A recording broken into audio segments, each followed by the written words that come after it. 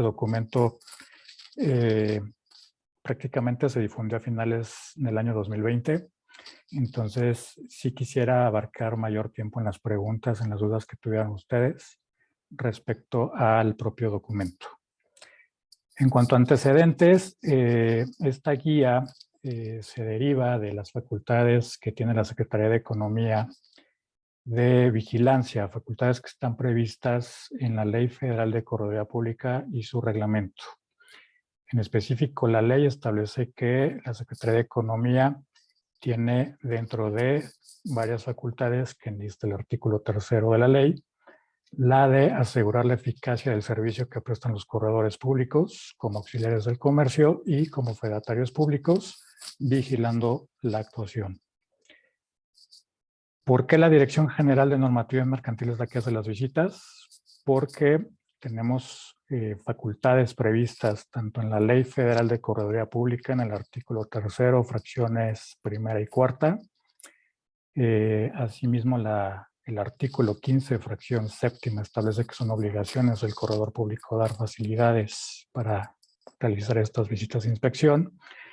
Y en el reglamento hay un apartado específico que regula las visitas de inspección. Como saben, del artículo 66 al 69, establece todos los lineamientos que hay que observar, tanto por parte de la Secretaría de Economía como por parte de las corredurías, para este tema de las visitas.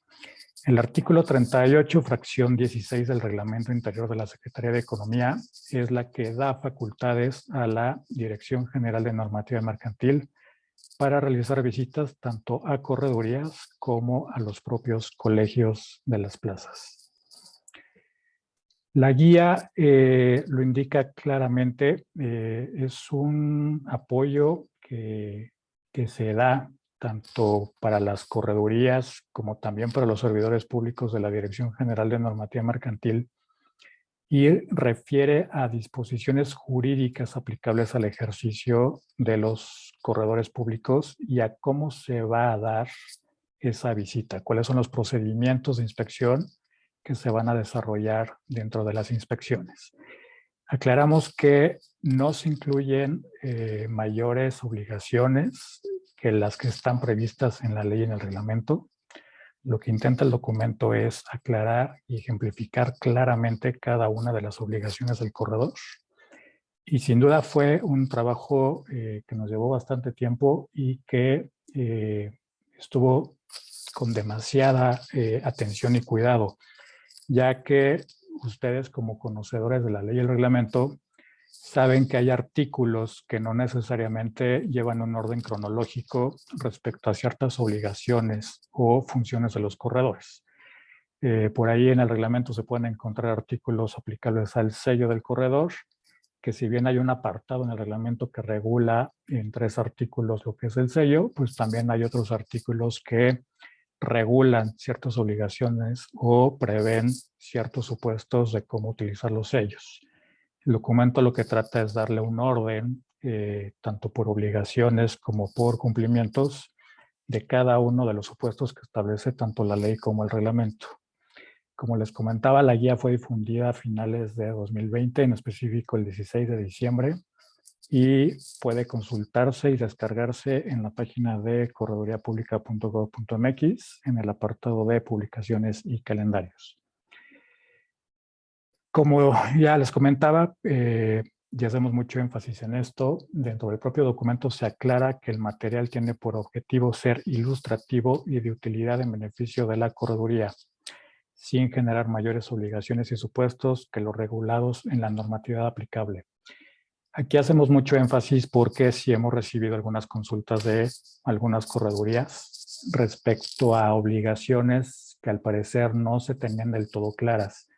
Lo que hemos aclarado es que lo que viene en la guía no son otros supuestos más que los establecidos en la propia ley y en el reglamento. Si hay alguna duda en específico, también hemos recibido consultas por parte de corredores por escrito. Y reitero en esta capacitación, si fuera del interés lleno en caso específico sobre algún punto, no obstante que al final vamos a tener ahí un apartado para preguntas y respuestas, Con todo gusto, si ustedes desean hacer una consulta por escrito a la Dirección General de Normativa Mercantil sobre algún punto, con gusto la podremos atender. Ya en el contenido de la guía hay varios apartados. Obviamente inicia con uno respecto a las definiciones. Palabras que se utilizan a lo largo del propio documento, como puede ser acuerdo, que este acuerdo es el que se establecen las medidas de seguridad que deben de contener los libros de registro, dar los avisos de inicio y cierre de los propios libros. Por decreto, se entiende el decreto que en su momento fue publicado en el Diario Oficial de la Federación, que corresponde a la reforma que tuvo el reglamento en el año de 2012, en específico el 26 de noviembre. Este decreto es de relevancia porque dentro de la reforma que tuvo el reglamento, que es la última, hubo algunos artículos transitorios que para efectos de las corredurías que ya tienen tiempo en el ejercicio, es de relevancia que hayan observado esos transitorios, en específico respecto a sus libros de actas y pólizas, libros de sociedades mercantiles y en cuanto a los extractos de las actas que más adelante vamos a puntualizar en estos temas. En cuanto a guía, pues obviamente se refiere a la guía de visitas, ley federal de correduría, el reglamento de la ley, unidad administrativa, Dirección General de Normativa Mercantil, reiterando que es la única unidad administrativa que para efectos de la Ley Federal de Correduría Pública y su reglamento es la que está facultada para hacer visitas de inspección. También tenemos conocimiento de algunas corredurías que nos han notificado que al parecer han recibido llamadas o correos electrónicos de supuestos servidores públicos que se ostentan como miembros o servidores públicos de la Secretaría de Economía. Si les aclaramos, por favor, que en caso de recibir algún correo o alguna llamada, pues tengan mucho cuidado. Solamente la Dirección General de Normativa Mercantil es la facultada para hacer visitas de inspección. En este año ya iniciamos visitas, en concreto en la Ciudad de México, y a lo largo del año se van a estar realizando visitas tanto a corredurías como también a colegios. Si fuera el caso de que reciben una llamada o un correo electrónico de las visitas, no está de más que nos contacten para verificar que efectivamente es el servidor público quien los contactó. O en su defecto, también si gustan llamar directamente a la Dirección de Correduría Pública en caso de que tengan alguna duda sobre esa llamada o correo que se reciba. En el tema del visitador, también se define dentro de la propia guía que es un servidor público comisionado por la Dirección General de Normativa Mercantil. Reitero, puede ser que haya otros servidores públicos que soliciten información por parte de la Secretaría de Economía, como puede ser el caso también ahorita del programa IMEX, donde los corredores públicos van a tener participación con la Dirección General de Comercio Exterior. Esto para efectos de fe de hechos, que, por cierto, aquí abro un paréntesis, enviamos un comunicado en días anteriores para que aquellos corredores que estén interesados en formar parte del padrón de la Dirección General de Comercio Exterior para dar fe de hechos en este programa, lo puedan comunicar directamente a la Dirección General de Comercio Exterior. Esto porque va a haber una capacitación la próxima semana y es necesario que los corredores interesados acrediten haber tomado esa capacitación para que sean parte del padrón. Pero para efectos de ese programa, seguramente la Dirección General de Comercio Exterior pues les podrá requerir cierta información. Pero sí hacemos aquí énfasis de que solamente para efectos de la Ley Federal de Correduría Pública y su reglamento, los servidores públicos de la Dirección General de Normativa Mercantil son los facultados para hacer estas visitas de inspección. Dentro de las causas de una visita de inspección, como saben, puede ser de oficio. Nosotros, como Dirección General, tenemos un calendario anual donde establecemos qué corredurías o qué colegios vamos a visitar, pero también las visitas se pueden derivar de solicitudes, ya sea de alguna queja por parte de algún ciudadano o también porque los colegios de corredores públicos nos den vista de posibles irregularidades. Que estos tres supuestos, ya sea de oficio, por queja de un ciudadano o que nos den vista a los colegios, están previstos dentro de la propia guía. En cuanto al oficio de visita e inspección, también se aclara en el documento cuáles son los elementos que debe de contener este oficio. Elementos que van acorde tanto con el reglamento de la Ley Federal de Correduría Pública como con la Ley Federal de Procedimiento Administrativo.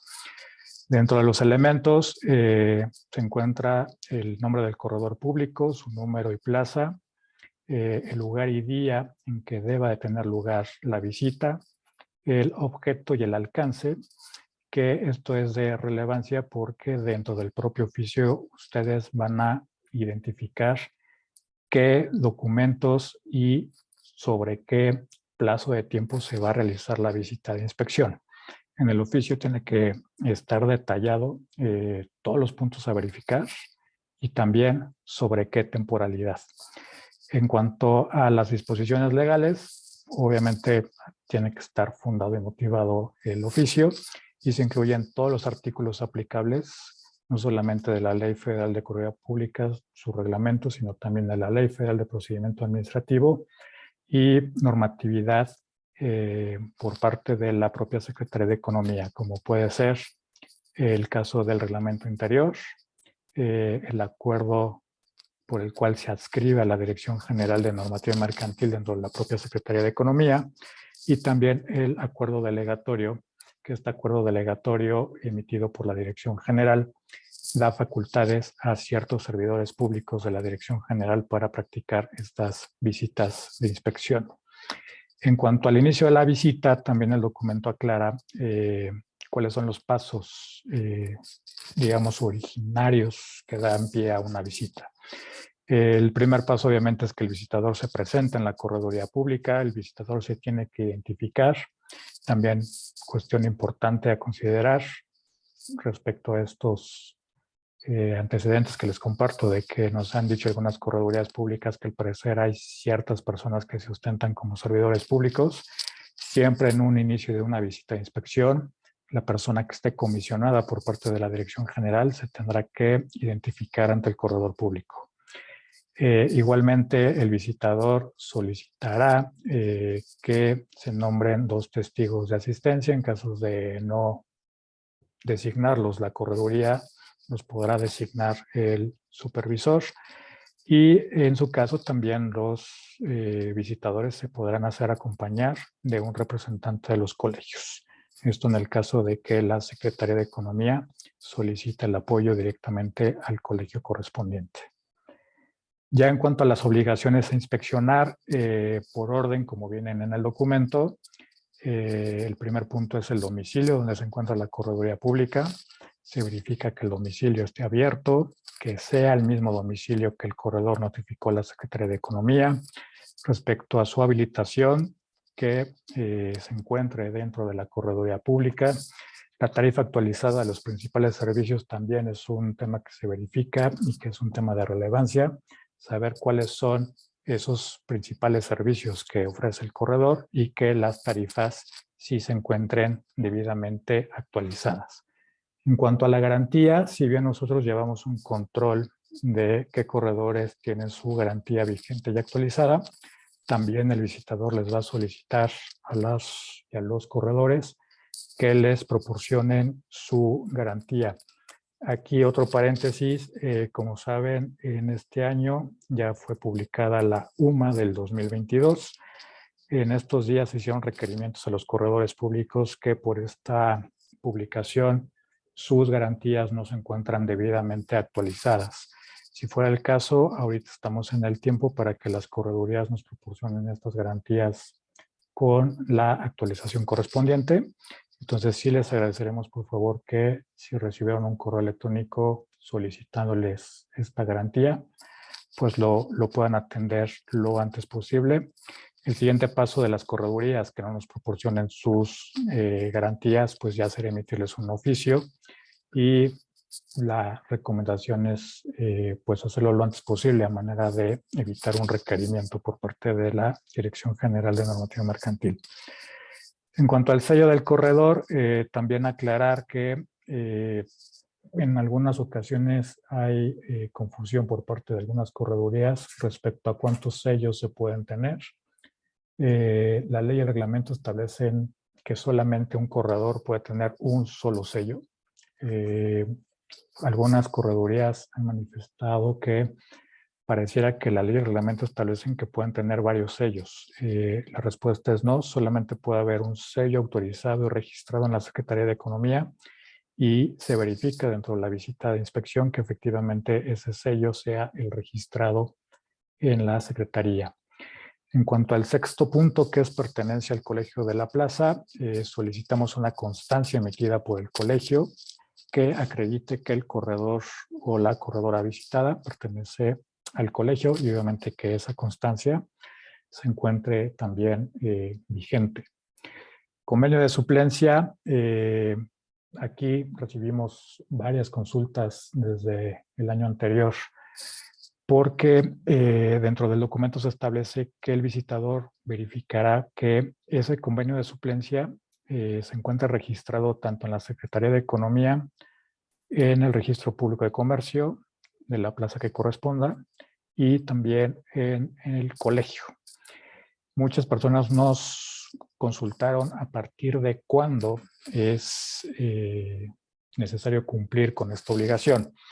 Recordar que este artículo, que es el artículo 61 del reglamento, fue reformado en el año de 2012. En específico, se publicó esta reforma el 26 de noviembre del año 2012 y entró en vigor al día siguiente. Entonces, sí es importante aclarar que estos convenios de suplencia, la obligación de que estén registrados tanto en Secretaría de Economía, Registro Público, como en el colegio, son los convenios que se hayan celebrado a partir del 27 de noviembre de 2012. Convenios de suplencia que se hayan celebrado antes de esta fecha, no es necesario que estén registrados en el colegio ni tampoco en el Registro Público de Comercio. Sí considerarlo porque en algunos casos nos consultaron y la obligación pues es específica a partir de que se publicó la reforma al reglamento.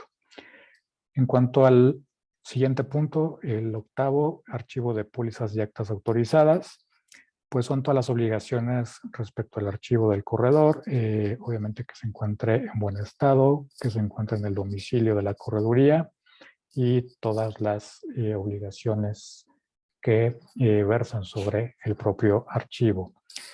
Libros de registro de actas y pólizas y libros de registro de sociedades mercantiles son obligaciones de las corredurías que en su momento fueron habilitadas o que se encontraban en ejercicio cuando todavía estaban vigentes estos libros de registro.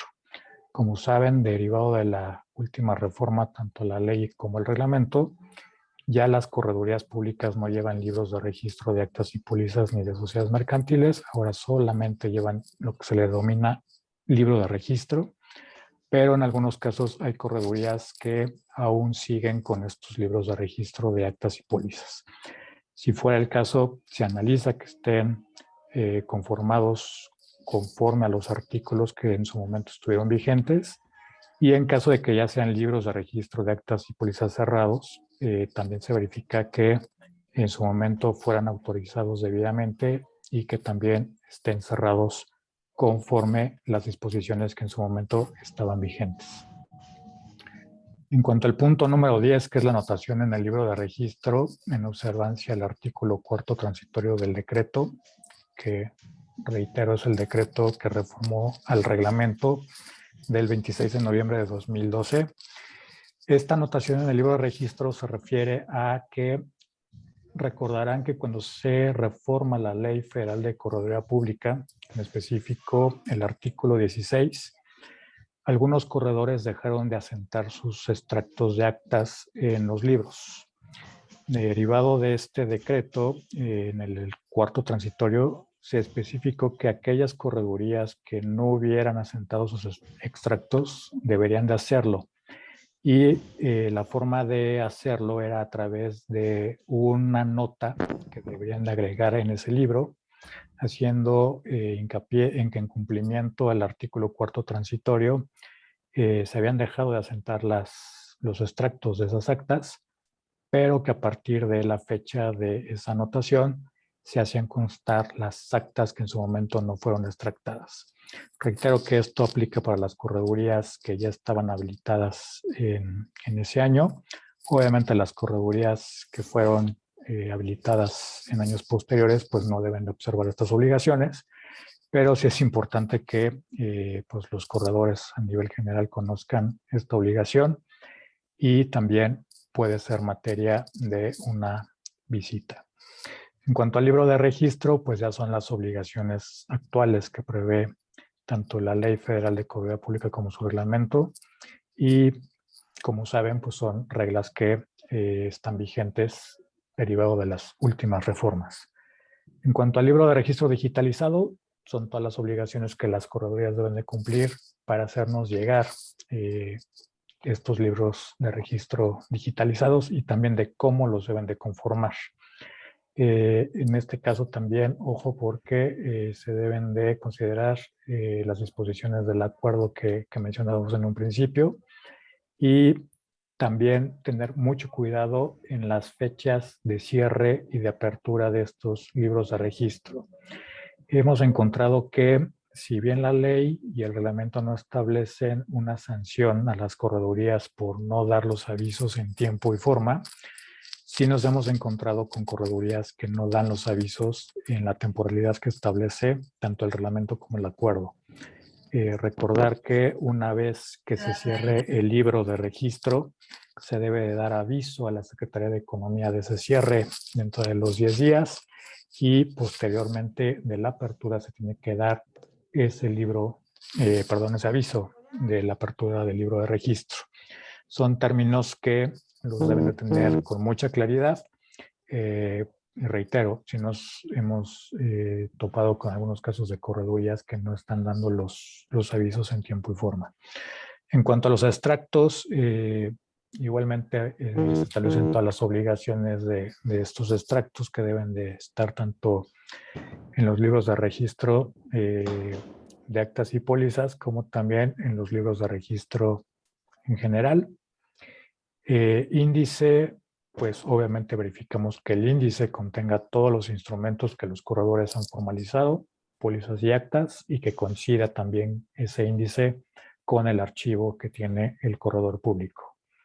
En cuanto al punto 15 y 16, que son pólizas y actas, son obligaciones generales que establece la ley y el reglamento: qué se debe hacer constar en una póliza, qué se debe hacer constar en un acta.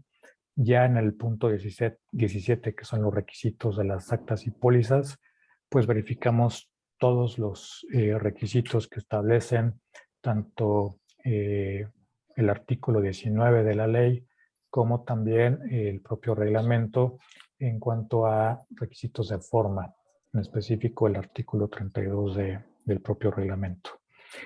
De las notificaciones, interpelaciones, requerimientos, protestos y demás diligencias, que va de la mano con el punto 19, que son aspectos específicos en notificaciones, también se verifica en caso de actas y que caigan en estos supuestos que se cumplan los requisitos que establece el propio reglamento.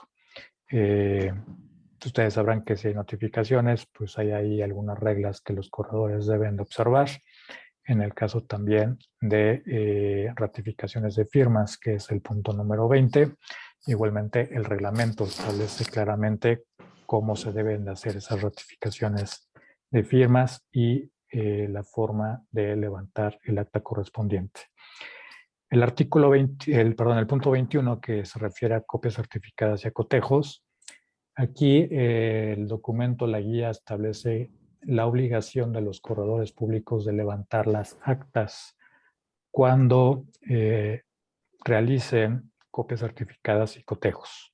También ha sido un punto de consulta de varias corredurías respecto a que pareciera que el reglamento y la ley utiliza como sinónimos copia certificada y cotejo.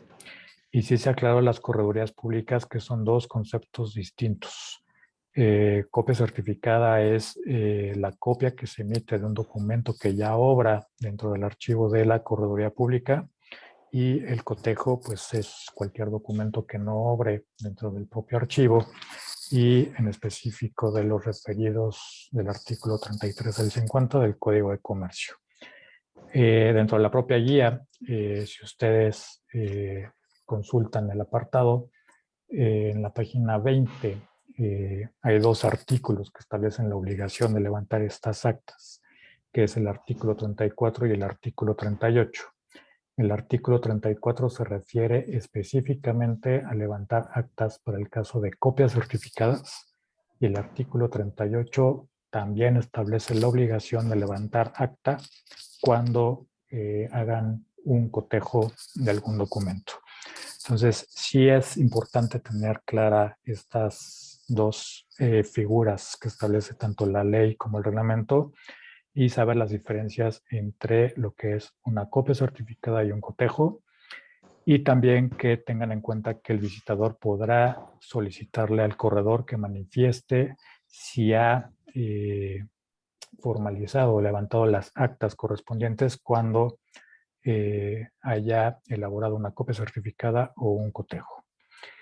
Respecto al punto 22, que es el informe de evaluación, pues la guía incluye todos los puntos que establece el artículo 56 bis del reglamento, puntos que tienen que tener estos informes de evaluación, que en este caso, pues bueno, seguramente el visitador les va a solicitar uno o dos avalúos en caso de que los hayan elaborado dentro de la temporalidad que va a constar la visita, para verificar que sí incluyan estos informes, estos puntos del artículo 56 bis.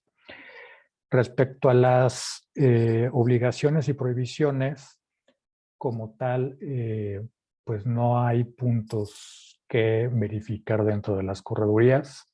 Generalmente son manifestaciones que el corredor hace dentro de la propia visita de inspección, y que el visitador le va a requerir al corredor que manifieste que ha cumplido con las obligaciones establecidas en general, no solamente del artículo 15 de la ley, sino todas las obligaciones que establece tanto la ley como el reglamento.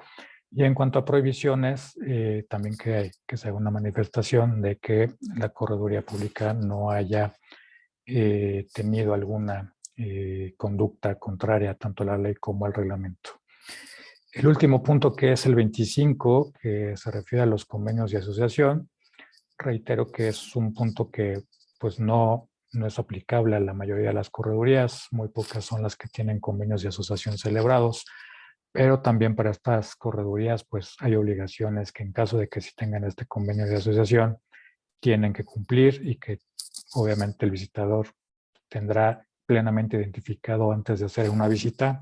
Si fuera el caso de que fuera una correduría con un convenio de asociación, pues tendría que verificar estas obligaciones que establece el propio reglamento. En la guía ustedes van a identificar que ya en el desglose de las obligaciones viene un punto de referencia, que es un consecutivo de todas las actividades que se van a inspeccionar dentro de las corredurías. La actividad, que prácticamente vienen todas las actividades que establece tanto la ley como el reglamento, y el fundamento, que al final esto, como abogados, pues es lo que nos va a dar pie tanto para que el visitador pueda revisar lo que establece la ley y el reglamento, como que también para que las corredurías tengan claridad de qué actividad se está verificando y cuál es el fundamento de esa actividad.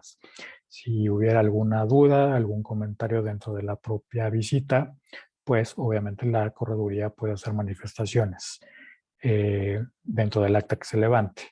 De la importancia de que también conozcan estos fundamentos, para que en el caso de que se levante alguna observación, pues también la correduría tenga claridad de qué actividad es la que se está observando y cuál es el fundamento aplicable. Ya en la conclusión de la visita de inspección, reitero que se levanta el acta circunstanciada. El corredor puede hacer constar o aclarar lo que determine. No obstante, si dentro de el acta el corredor no manifiesta lo que a su derecho convenga, pues la Ley Federal de Procedimiento Administrativo establece que dentro del término de 5 días hábiles siguientes a la fecha en que se hubiera levantado el acta, el corredor puede presentar esas manifestaciones por escrito en la Dirección General de Normativa Mercantil. En cuanto al contacto, el propio documento también señala 3 servidores públicos que estamos atentos a las órdenes en caso de cualquier duda, no solamente de la guía, sino de cualquier visita, que va desde la Dirección de Correduría Pública hasta Raimundo Hernández Reyes, que es el coordinador de exámenes y supervisión, y Eric Arauz Arralde, que es el jefe de departamento de supervisión.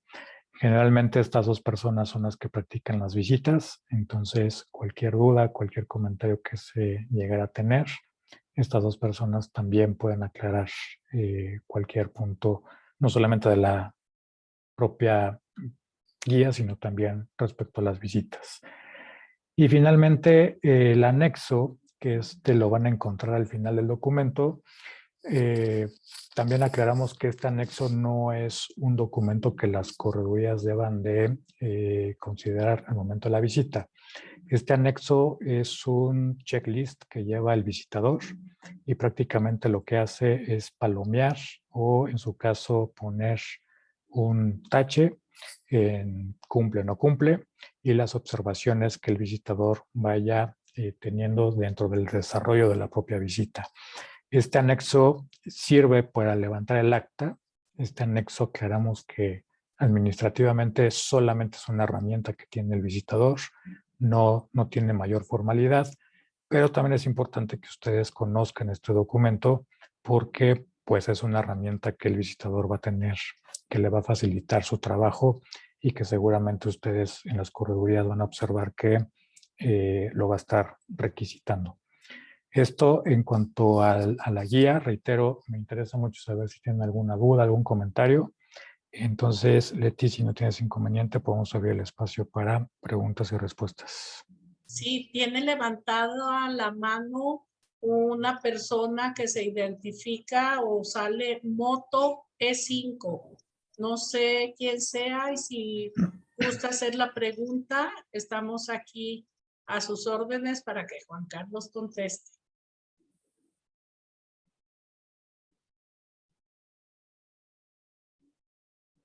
Yo creo que por error Moto E5 levantó la mano y no sé si alguien más de ustedes participantes, más de 138 participantes, quieran hacer alguna pregunta. Sí, ya aquí está Romina. Adelante. Gracias, buenas tardes a todos. Mi duda es específicamente en cuanto al punto 1.1 de la página 6 de los días y horas hábiles en que se tiene que tener abierta la correduría, sobre todo ahorita después de la pandemia, en que hubo un tiempo inclusive en que uno venía unas horas sí, otras horas no, que a veces trabajaba en casa. Entonces a mí me gustaría saber, maestro Juan Carlos, ¿cuál es el parámetro o en base a qué podemos determinar cuáles son esas horas y días hábiles? Me queda claro que sábado y domingo a lo mejor no entran, pero sí me queda la duda del horario de lunes a viernes que debe de estar abierta la correduría. Gracias. Sí, de hecho ahí nos vamos a lo que establece la Ley Federal de Procedimiento Administrativo. Específicamente establece qué horarios y qué días son los que se consideran hábiles, porque recordar también que para efectos de, digamos, la actividad de los corredores, pues efectivamente la ley y el reglamento no establece cuáles son esos días y horarios hábiles, pero para efectos de la visita sí se establece en qué días y en qué horarios se puede practicar la visita. Entonces, aquí la recomendación es cuando se haga la visita de inspección, ahorita por el tema de la pandemia, estamos notificando a las corredurías públicas con 2 días de anticipación que se va a realizar la visita Y pues bueno, las corredurías ya tienen conocimiento con una anticipación, reitero, de 2 días que se va a realizar esta visita, para que también pues las propias corredurías tomen sus precauciones derivadas de la pandemia. Sí, gracias, maestro. Yo creo que en particular me refería a, en general, independientemente de que haya visita o no de inspección, cuál es el horario en que debemos estar disponibles al público. Más, no tanto para el tema de la visita, sino en general visita o no visita. Sí, efectivamente no hay, digamos, el horario establecido ni en la propia ley ni en el reglamento. Solamente el artículo 3º establece que los corredores podrán excusarse de actuar cuando se trate de días festivos o feriados o en horarios inhábiles, pero no establece claramente cuáles son esos horarios inhábiles. La recomendación, y ustedes lo saben, también hay corredurías que en los horarios, más bien en las entradas de sus corredurías manejan los horarios, y la recomendación es que se pueda también hacer del público en general en qué horarios pueden brindar los servicios. Muchas gracias. Sigue Marco Antonio González, que tiene la mano levantada, y luego Ana Rosado. Gracias, Leti. Buenas tardes. Maestro, un par de preguntas relacionadas con la conservación de los avalúos. Me pareció escuchar que el día de la inspección nos pueden pedir que presentemos un avalúo. ¿Eso es correcto? Así ¿O se es. refiere al índice?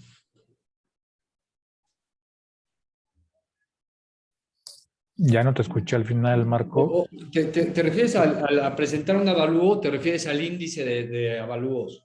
Y otra segunda pregunta relacionada con ello.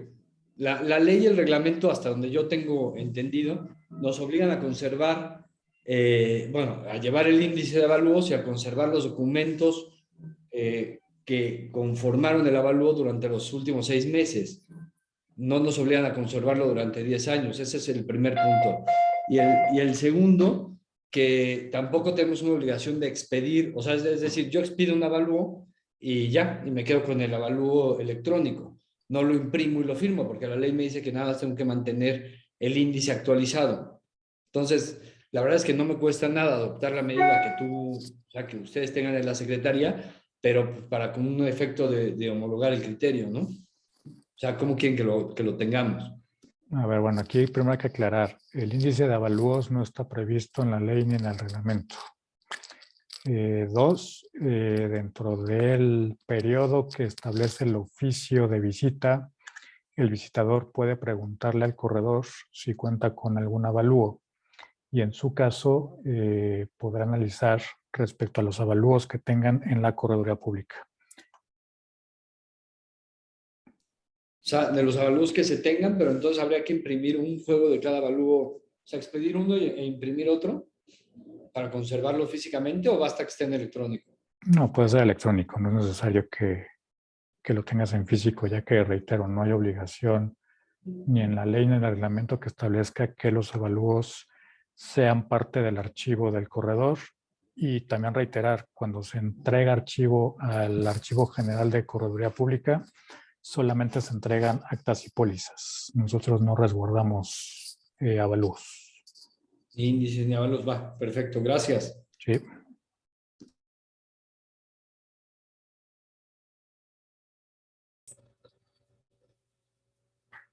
Hola, buenas tardes. Hola. Mi pregunta es la siguiente. Me quedó duda acerca del cotejo de documentos. Es decir, entiendo que el cotejo de documentos es todo documento aquel que no esté en el archivo del corredor. Es decir, si viene algún cliente y me dice, puedes certificarme, o bueno, puedes cotejarme la escritura de mi constitución, o sea, de la constitución de mi empresa, sin ningún problema puedo hacerlo y tomar en cuenta que sea como cotejo, resguardarlo de esa manera como cotejo. A ver, aquí hay que tener cuidado en lo que establece el artículo 33 al 50 del Código de Comercio. Okay. Y estos artículos refieren a que son documentos que forman parte de la contabilidad de un comerciante. Entonces, cualquier documento que un comerciante presente al corredor y que ese documento no obre previamente en el archivo del corredor, lo que el corredor tiene que emitir es un cotejo. Si el día de mañana acude una persona a la correduría y le requiere un documento que ya obra en el archivo del corredor, ya sea porque obviamente ya formalizó un acto o un hecho y algún documento ya obra en el archivo del corredor, lo que tiene que emitir es una copia certificada. Ah, ok, perfecto. Ok. Sí, ya me quedó claro. Gracias. Listo.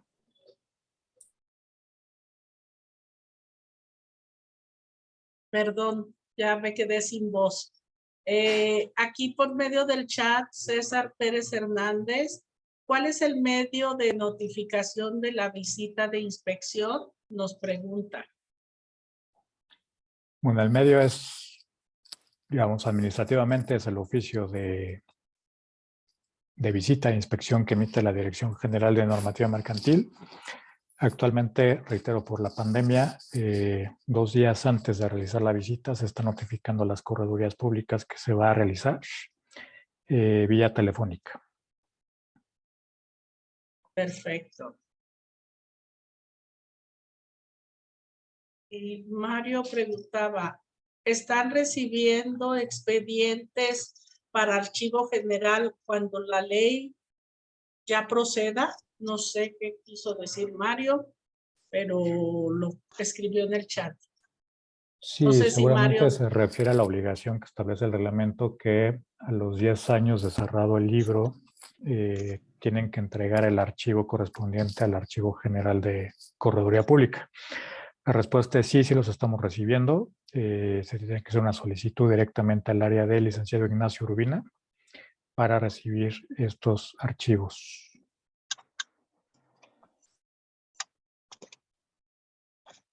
Bien. ¿Alguna otra pregunta que quieran hacer?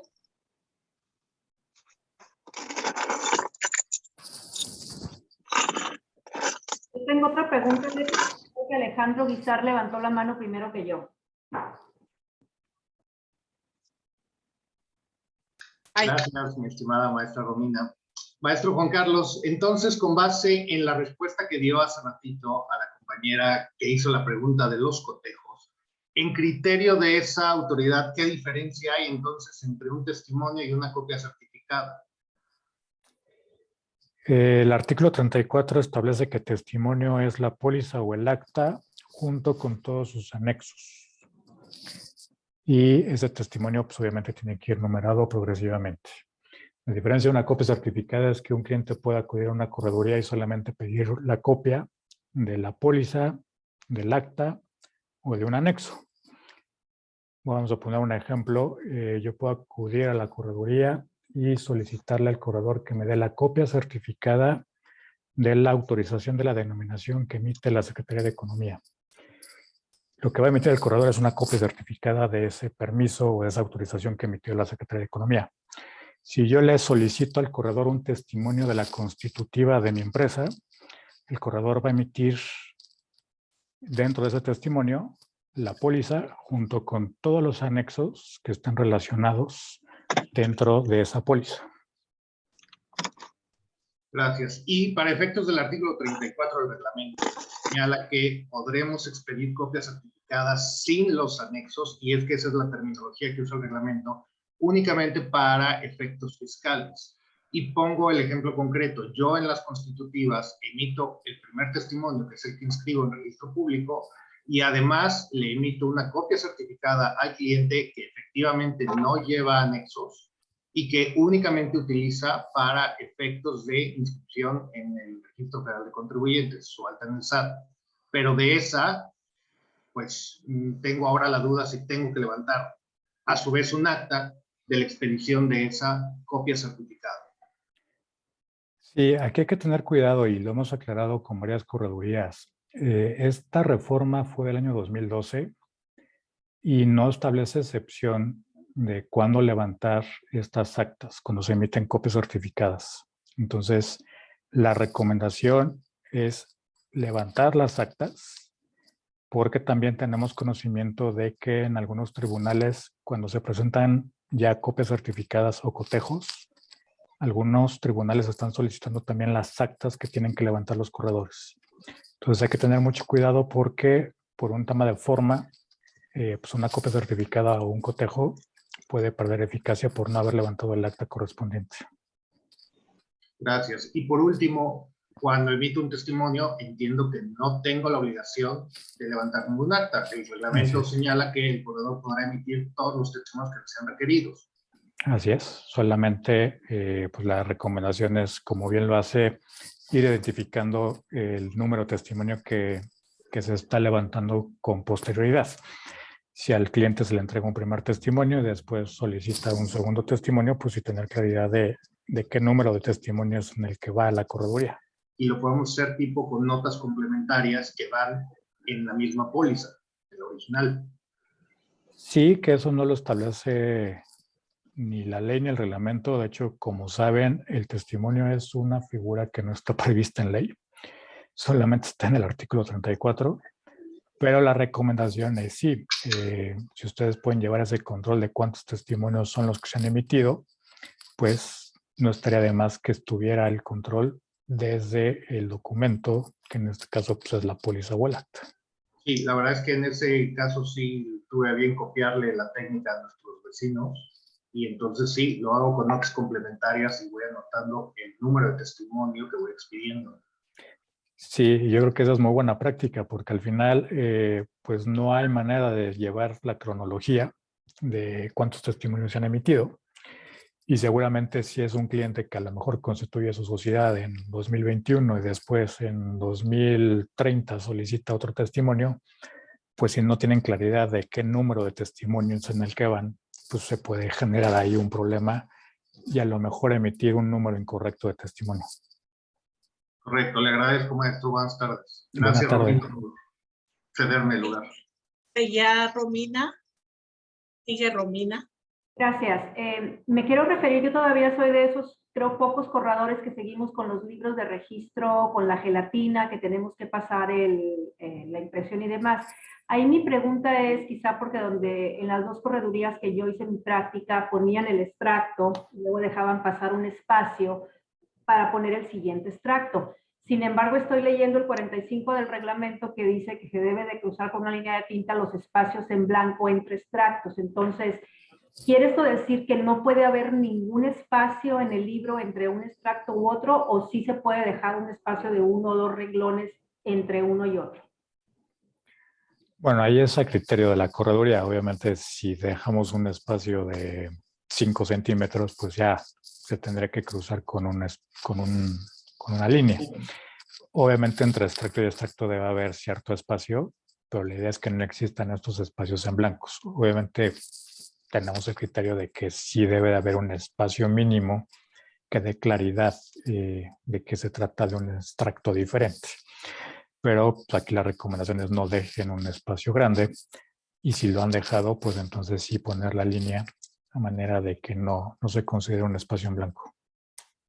Ok, sí, no, yo me refería a 1, 2, 3 líneas a lo mucho entre uno y otro. Era mi duda, ya pasé 2 visitas de inspección y no me lo comentaron. Sí, no. Ahorita me salió la duda volviendo a releer la guía. Gracias, maestro. Sí. Tengo unas preguntas, Brenda, de la Correduría 4. Dice, antes se realizaba un calendario de visitas de las corredurías. Sabemos que ya no, pero no se volverá a esa práctica. Y tengo otra pregunta de Marcelo Estrada. ¿Se considera como identificación oficial la credencial del Instituto Nacional de Migración para Extranjeros? Hace la pregunta.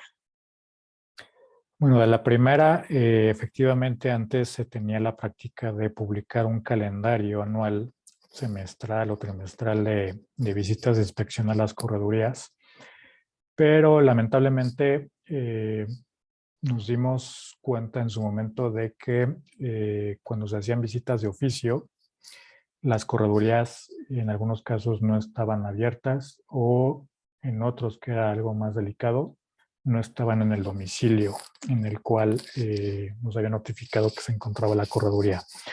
De ahí que se tomó la decisión de ya no publicar estos calendarios, reiterando que prácticamente el 100% de las visitas que se hacen son de oficio y versa principalmente en esto. Primera obligación que tienen las corredurías es estar abiertas y que el domicilio que notificaron a la Secretaría de Economía pues sea donde efectivamente se encuentran las corredurías. Reitero que ahorita por el tema de la pandemia estamos notificando a las corredurías 2 días antes cuando se van a visitar. Y pues bueno, esa es la razón por la cual no se está elaborando este calendario.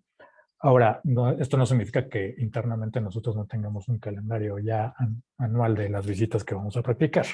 Solamente que este calendario pues no se hace del conocimiento de las corredurías. En cuanto a la segunda pregunta, la ley de reglamento no establece qué documento es idóneo para identificar a las personas. Entonces aquí nada más le recomendaría, no sé si fue corredora quien hizo la pregunta, pues que ese sea el medio idóneo para acreditar la identidad de las personas. También tenemos a Gretel Robles, dice, buenas tardes, para cambio de sello por desgaste, se mandó un escrito a la Dirección General, pero no hemos recibido respuesta. ¿Se puede ver directamente con algún funcionario? Sí, el funcionario que es el encargado del trámite es Ignacio Urbina Avellaneda. Aquí sí también recomendar, hemos recibido también algunas consultas y comentarios de corredores. Ahorita tenemos 2 vías para recibir trámites. Una es por ventanilla, que pues bueno, ustedes pueden presentar el documento o el trámite correspondiente ya sea en las oficinas de representación o en las instalaciones de la Dirección General de Normativa Mercantil. Si es vía oficinas de representación, pues considerar que también ahorita por el tema de la pandemia, pues algunos envíos se están retrasando. Si nos presentan el trámite vía correo electrónico, es a través de trámites.dgnm@economia.gov.mx. Cuando son trámites, digamos, solicitudes por correo electrónico, se les asigna un número de folio y les damos seguimiento con ese número. Entonces, si fuera el caso de que se presentó en el correo de trámites, le pediría a la persona que por favor contacte a Ignacio Urbina y en seguimiento al folio que le asignaron, pues le pueda dar seguimiento a esa solicitud. Si fue por ventanilla, que nos pueda compartir si lo presentó dentro de alguna oficina de representación para tener claridad de la fecha y también poder rastrear a ver si ya viene en camino el trámite. Sí, a veces por correo responden más rápido que llevarlos a las ventanillas por la situación del traslado cuando es delegación u oficina, como bien comentas. Tengo otras preguntas. Aquí dice, pero si un cliente solicita copia certificada de un anexo respecto de una póliza, ¿se estará en una prohibición del artículo 20, fracción cuarta, de no expedirlos íntegramente? Pregunta si esto es correcto. A ver, esa prohibición se establece a que no puedes emitir copias certificadas de actas o pólizas de manera parcial. O sea, no puedo emitir una póliza a la página 3, 5 y 6 nada más porque me lo pidió mi cliente. Si me pide una copia certificada de mi póliza debe ir completa. Y eso es a lo que se refiere esa prohibición. Yo no puedo emitir copias certificadas nada más de la página 10. ¿Por qué? Porque eso genera inseguridad jurídica, tanto para el cliente como para cualquier interesado que el día de mañana pueda tener en sus manos esa copia certificada. Si les piden solamente copia certificada de una póliza, pueden emitirla, pero ojo, si la van a emitir con todos sus anexos, lo que hay que emitir es un testimonio. Muy bien. Aquí dice, disculpe, el sello y firma del corredor no es necesario entre un extracto y otro.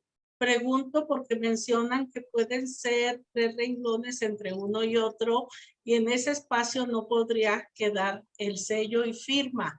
Supongo que Mayra es aspirante y que en muchas ocasiones, digo, yo al principio sí sellaba cada uno de los extractos hasta mi primer revisión, Digo, me confieso aquí públicamente y ya me dijeron, no, la ley nos dice en qué parte del libro debe de ir el sello y no en cada extracto. O sea, yo a partir de mi primer revisión fue cuando ya quité esa, a lo mejor mala práctica o mala interpretación que uno hacía al principio. Ya me estoy confesando y no debería, pero ya fue hace muchos años, casi 22. Así es, en el caso de los extractos, solamente hay que rubricar la hoja correspondiente, no cada extracto, y efectivamente el sello debe de ir, si mal no recuerdo, del lado derecho de la página. Derecho izquierdo, eso se los checo ahorita bien el dato, pero porque también establece en el caso de las pólizas donde se debe, bueno, más bien en el caso de las pólizas de actas, solamente establece que debe de contener el sello, no establece en qué lado. Para el libro de registro es en el izquierdo. Muchas gracias. A ver, aquí nos dice César Pérez nuevamente. ¿Quiere decir que no habrá notificación posteriormente a la pandemia para las visitas de inspección? Bueno, eso ya lo tendremos que analizar. Reitero que, y eso también yo creo que hay que dejarlo muy en claro, en un, digamos, actuar conforme a la Ley Federal de Procedimiento Administrativo y a la Ley Federal de Correo Público y su reglamento, no se establece la obligación por parte de la Secretaría de Economía de notificar previamente de una visita de inspección, digamos con anticipación.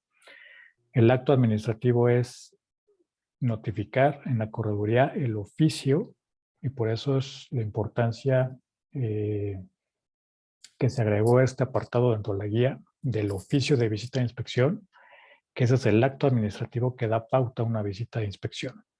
Digamos que en ocasiones se avisaba por buena práctica o por otras circunstancias, pero en estricto sentido no se debería de notificar a las corredurías públicas con cierta anticipación que se va a hacer la visita, reiterando que parte de la visita pues es conocer que las corredurías estén trabajando conforme lo establece la ley y el reglamento.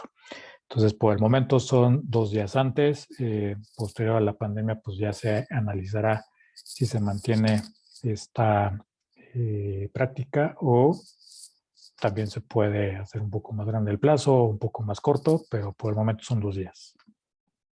Margarita Sánchez tiene levantada la mano. No sé si gustas hacer la pregunta, Margarita. Hola, buenas noches. Muchas gracias. Muchas gracias, maestro, por este tipo de foros que nos son de tanta utilidad. Un poquito regresando al tema de la expedición de copias certificadas de documentos que obran en nuestro archivo. Aquí la pregunta es, por algunas veces, algunos aspirantes me han hecho la consulta de que si sería factible expedir una copia certificada, por ejemplo, de una cédula profesional que sirvió al compareciente para identificarse ante nosotros. Es decir, que yo expida solamente esa cédula profesional o en su caso, esa acta de matrimonio, por así decirlo.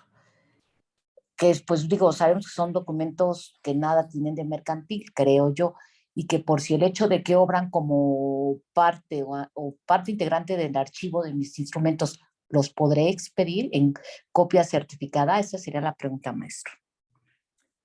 Pues bueno, es que la ley y el reglamento no establecen ninguna limitante y efectivamente ya dieron en el clavo. Si hay una identificación en su instrumento y el día de mañana alguien le solicita una copia certificada de esa identificación, la ley y el reglamento no establece prohibición alguna para que el corredor pudiera emitir esa copia certificada. Ojo que tiene que estar previamente en el archivo, ¿eh? Y sí, de acuerdo. Muy bien. Y otra cosa que... Perdón, adelante. Perdón. Adelante, Margarita. No, nada más era eso. Muchísimas gracias. Los saludos. Saludos, bye. Aquí tenemos otras dos, una consulta, dice, en el caso de que tenga uno un viaje planeado y ya pagado con anterioridad a la fecha en que se nos notifica la visita.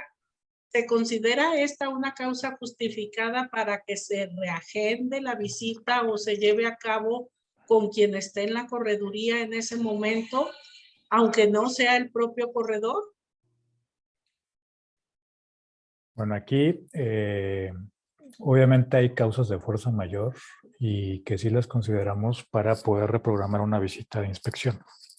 Pero obviamente pues tienen que ser causas de fuerza mayor. Y ustedes saben que también las visitas se pueden practicar con o sin la presencia del corredor público. Entonces, un visitador puede llegar, puede solicitar la presencia del corredor, y eso también se da en ocasiones cuando,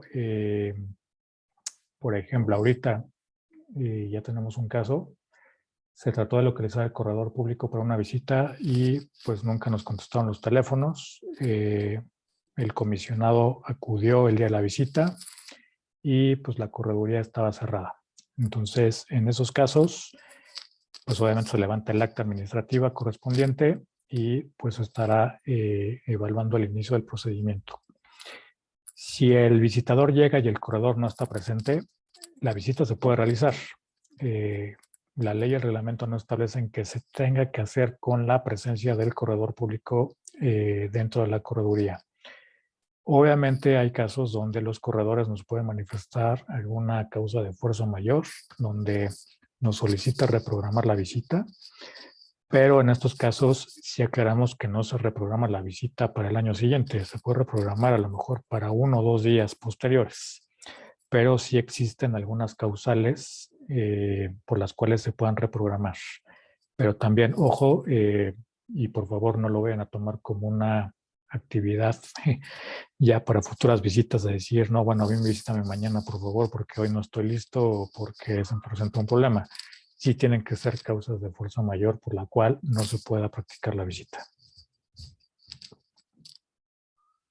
Tenemos otra pregunta o duda. Hola, buenas noches. No me quedó claro la diferencia entre cotejo y certificación. ¿Podría aclararlo nuevamente? Muchas gracias.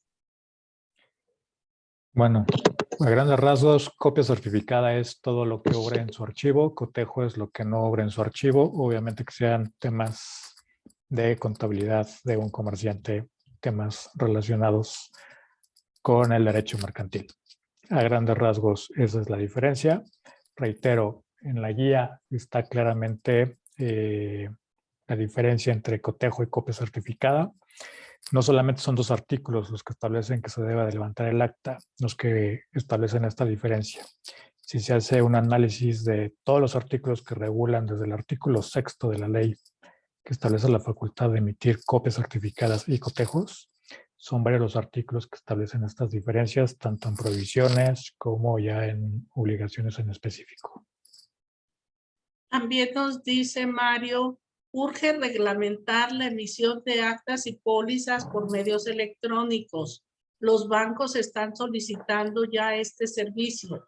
¿Hay algún proyecto o avance? Pregunta. Sí hay algún proyecto ya y ya estamos un tanto avanzados. Respecto a los bancos, pues ustedes pueden plenamente decirle a un banco que la Ley Federal de Correo Público y su reglamento no establecen emisión de instrumentos públicos electrónicos. Entonces, si un banco les requiere estos instrumentos para efectos de darle un servicio, pues la Ley Federal de Correo Público y su reglamento actualmente no regulan la emisión de estos instrumentos electrónicos. Eduardo Franco tiene la mano levantada y por el chat también nos pidió que tiene una pregunta. Adelante, Eduardo. Está cerrado tu micrófono.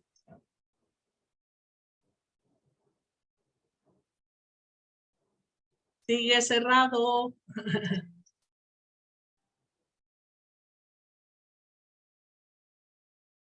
A ver, ¿dónde está? Perdón. Ya. Perdón. Buenas tardes, muchas gracias, maestro, Leti, compañeros, qué gusto saludarlos. El mismo tema ahora, pues, de los testimonios que nos dice que es la copia en que se transcriba íntegramente una póliza o acta y sus documentos anexos a las mismas. El tema es, por ejemplo, en un acta de ratificación de firmas, por ejemplo. El primer testimonio se entrega a uno de los ratificantes. El segundo testimonio también se entrega. La pregunta es la siguiente. Tiene uno, el segundo testimonio dice aquí también que las hojas que integren el testimonio irán numeradas progresivamente. Y si entendemos que el testimonio es también todo lo que integra, es decir, incluso, por ejemplo, el contrato a ratificar, quiere decir que este también lo tendremos que numerar, aparte de nuestra acta que hagamos, continuar con una numeración progresiva, con algún foliador o algo así. Y para efectos del testimonio, sí hay que numerar todas las hojas de manera progresiva. Pero ojo, porque es para efectos del testimonio. Si se va a emitir un primer testimonio y se levantó en una ratificación de firmas el acta y se anexa, por ejemplo, el contrato que se está ratificando, el acta empezará con la hoja número 1 y terminará con la hoja 35, que va a ser la última hoja del contrato que se está ratificando. Pero eso es para efectos del testimonio. No se debe de numerar dentro de los documentos que están en el archivo. Solamente es para efectos cuando se emite un testimonio. Está apagado el micrófono. Ahí estamos. Sí. Ok.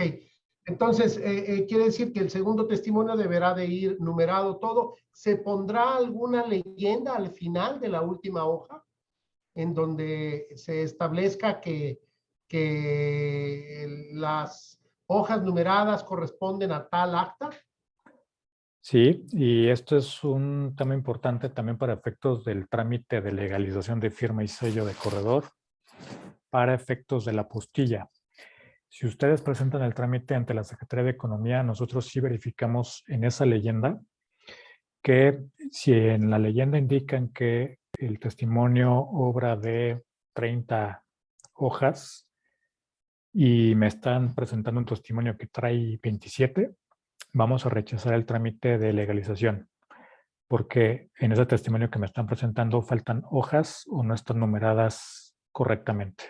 Entonces sí tengan mucho cuidado y sí efectivamente al final se debe de hacer constar dentro del propio testimonio de cuántas hojas está conformado.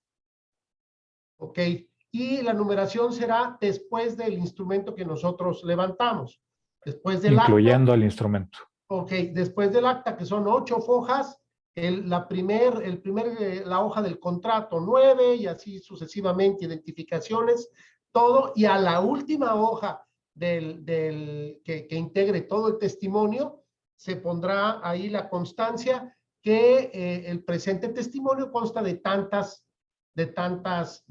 hojas, ¿verdad? Así es. Nuestra firma y sello. Así es. Ok, muchas gracias.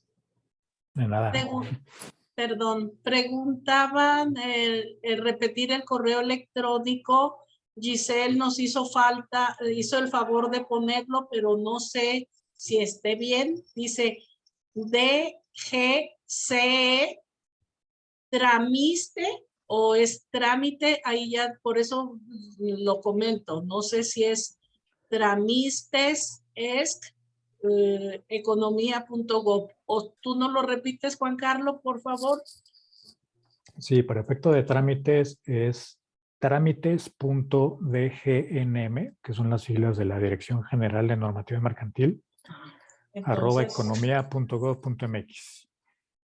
Aquí, sí, repito, trámites.dgnm @economia.gov.mx. Aquí la recomendación también es cuando hagan una solicitud o un trámite vía este correo electrónico, sí es necesario que nos anexen un escrito, obviamente autorizando oír recibir notificaciones por correo electrónico y que nos señalen ese correo y que también nos señalen un enlace también con correo electrónico para efectos de notificación. Esto porque el año anterior, en el mes de agosto, se publicó un acuerdo en el diario oficial que establecen estas reglas y por lo cual pudimos habilitar este correo electrónico de trámites. Obviamente hay trámites que no se pueden hacer vía electrónica. Por ejemplo, si alguien quiere registrar su sello, lo que haríamos es coordinar la cita correspondiente para que el corredor pueda acudir a las oficinas y presentar su sello para registro. Si van a presentar un convenio de suplencia, sí lo pueden presentar de manera electrónica y en su caso se puede solicitar que presenten el original para archivo. Reitero, hay trámites que se pueden hacer de manera electrónica, como es la notificación del domicilio, la autorización de un sello, pero en los que se necesite la presencia del corredor, vía trámites vamos a coordinar las citas correspondientes. Bueno, Eduardo Franco ya tomó la palabra. Luisa Pérez Benítez dice muchas gracias por la respuesta de diferencia entre copia certificada y cotejo. Elsa, en una ratificación de firmas, suponiendo que fueran 5 los participantes, después del original, ¿qué texto se debe poner a las otras 4 copias solicitadas por los mismos firmantes?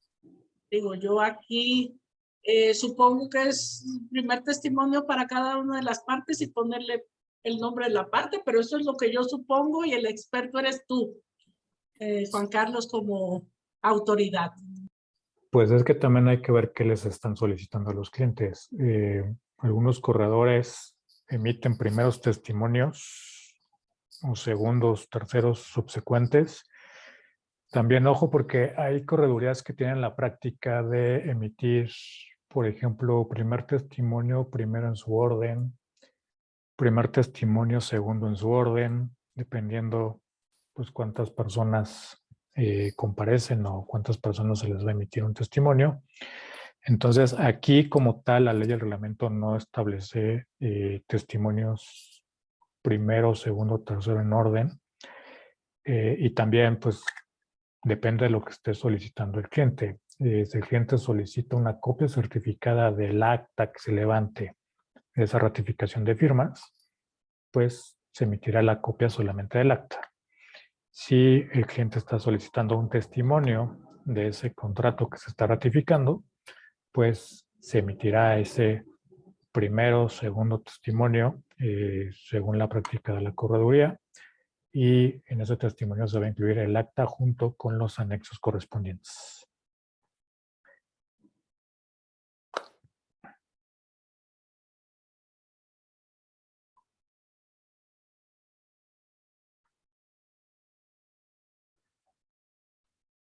Creo que tienes apagado tu micrófono, Leti. Perdón, estaba leyendo. Marcela Gómez Plata, buenas noches, muchas gracias, maestro Carlos Hurtado. ¿Cuál es la posición de la Dirección de Normatividad Mercantil respecto a cotejos que nos solicitan de un poder otorgado ante notario y también respecto a alguna fe de hechos que nos solicite una persona moral mercantil de la rescisión de un contrato de arrendamiento o de un local comercial u oficina?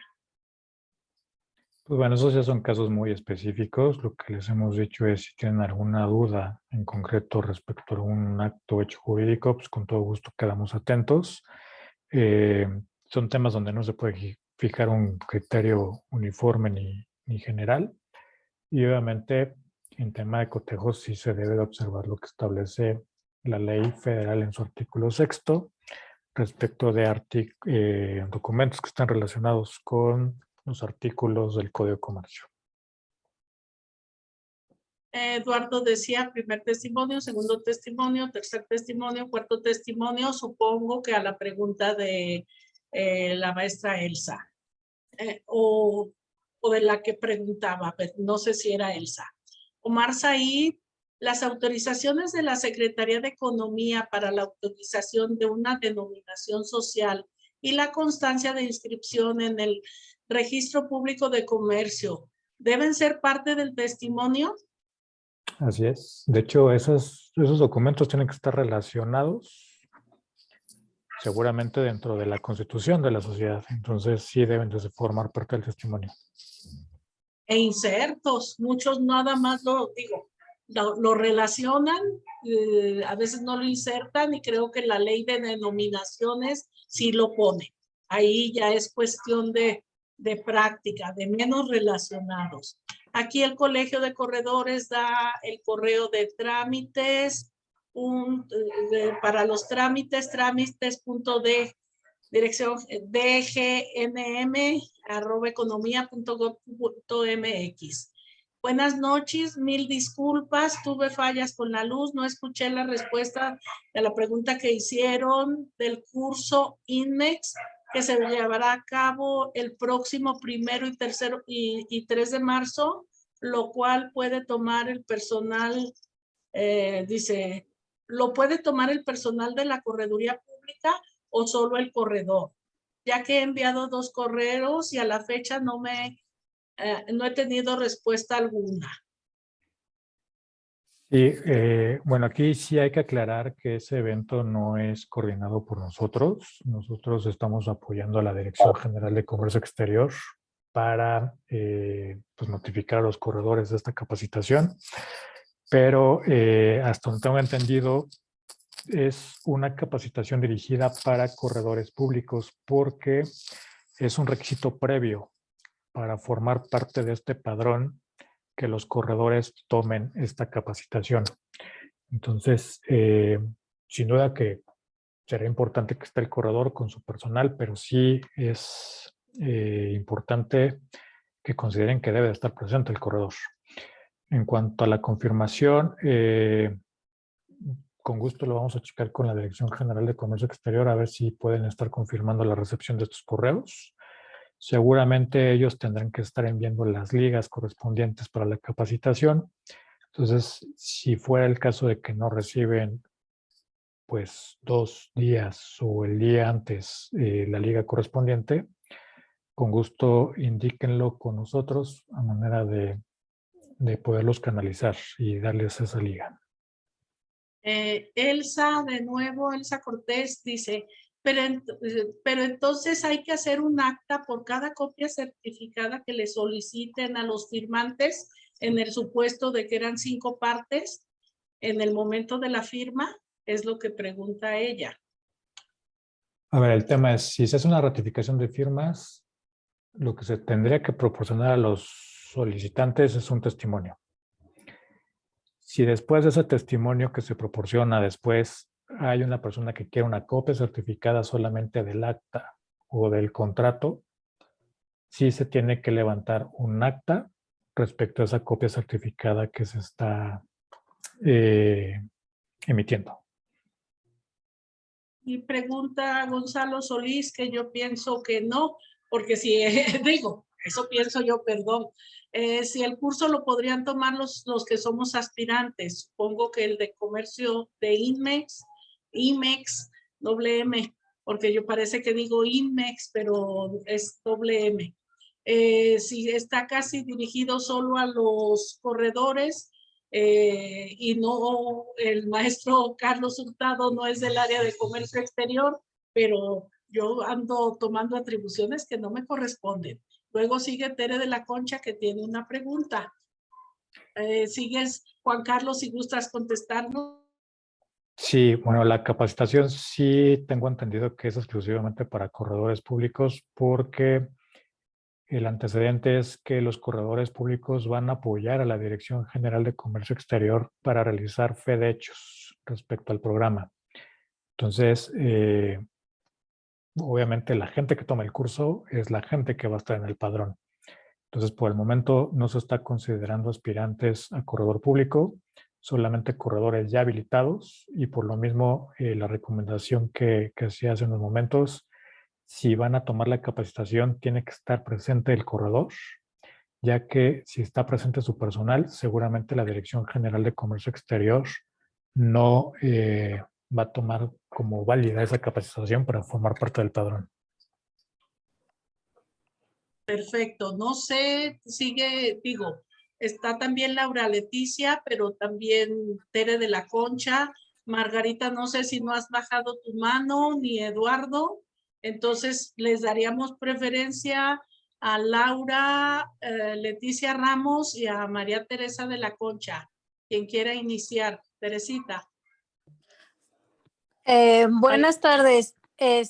Yo tengo una duda. Bueno, es en relación a las INMEX. Yo sé que no depende de la Dirección General de Correduría, pero en las reglas que nos mandaron y en lo que se nos comentó, que parece ser que sí se nos va a decir, nos están diciendo que ciertos documentos que nada más pongamos que los tuvimos a la vista y que no los agreguemos a la fe de hechos. Yo quisiera saber si la Dirección General de Comercio Exterior consultó a la Dirección General de Correduría Pública a este respecto, porque desde mi punto de vista, todos los documentos que yo tenga a la vista los debo de agregar a mi fe de hechos. Entonces, esa es una pregunta que tengo yo y que por ahí también la voy a externar a la Dirección General de Comercio Exterior, porque no estoy de acuerdo con esa política que nos están pidiendo que hagamos.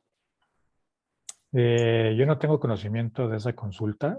No sé si a nivel de direcciones generales se haya realizado, pero sí sería importante que la puedan canalizar en esa capacitación de la próxima semana para que quede claro qué debe constar en esas fe de hechos. Ok, muchas gracias. Saludos. Seguiría Laura Leticia Ramos Sí, Hernández. muchas gracias, muchas gracias. Yo tengo una duda, se me cortó ahí un poquito la señal cuando hablaron de las constancias de inscripción que solo se agregan.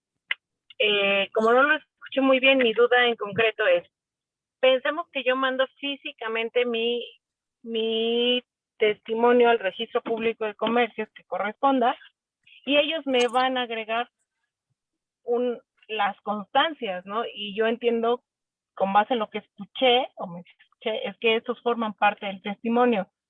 Entonces, en ese supuesto de que yo mande mi primer testimonio a un registro de comercio y me las anexen, ¿cómo tendría que agregarlas al testimonio? O sea, yo entiendo que sería en posteriores una nota complementaria de que con esta fecha quedé inscrita, pero también entiendo que en el que registro no quedaría así. ¿No hay ningún problema con ello? Obviamente en el testimonio que se vaya a inscripción, pues no va a estar la boleta de inscripción en el registro. Ahí solo queda como anexo. Ese anexo que dé el registro de esa boleta de inscripción, seguramente en el testimonio que se dé, si es una constitutiva, pues ya se generará dentro del testimonio posterior. Posterior, ok. Ojo, porque obviamente los documentos anexos son los que están relacionados en la póliza o en el acta, o también los que se vayan generando posteriormente. Exacto, pero en el que me han inscrito yo no tengo que moverle nada, no podría por la fecha de expedición, pero sí ahorita me creó la duda porque yo alcancé a escuchar que no son insertos, sino son anexados. Digo, nada más quería confirmar. Así es. Gracias.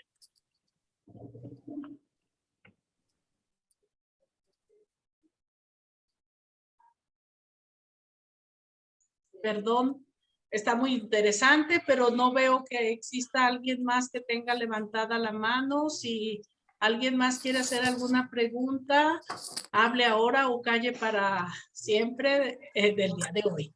No, bueno, de hecho, Leti, ya estamos Fuera de más tiempo. allá de la hora. Entonces, pues, primero agradecer a todos el interés. No pensé que hubiera tantos conectados el día de hoy. Me da muchísimo gusto. Y si fuera necesario hacer otra capacitación, con todo gusto la hacemos. A lo mejor ya nos ahorramos la presentación y ya nos vamos directo a dudas que tengan. No obstante, si hay alguna correduría que tenga alguna inquietud, reitero, con todo gusto quedamos atentos, ya sea por correo electrónico, si presentan una consulta de manera física, con todo gusto la podemos atender. Pero bueno, creo que ya estamos en tiempo, entonces pues agradecerte, Leti, todo el apoyo, agradecer al colegio por el interés, y si no hay más, pues bueno, creo que aquí estaríamos ya dando por finalizada esta capacitación.